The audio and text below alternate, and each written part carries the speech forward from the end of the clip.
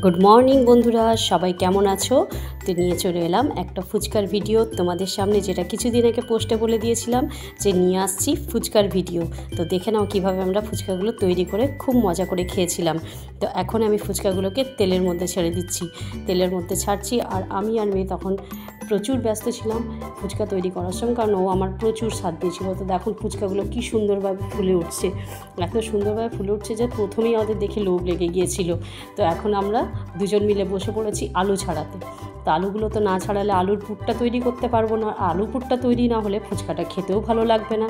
তাই জন্য দুজন মিলে আলুটা ছাড়ানো শেষ করে এরপরে আমি আর মেয়ে বসে পড়েছিলাম ফুচকার আলুর পুরটা মাখার জন্য। আমার মেয়ে বলছিল, মা তুমি সমস্ত কিছু কেটে দাও, আমি ফুচকার আলুর পুরটা মাখবো।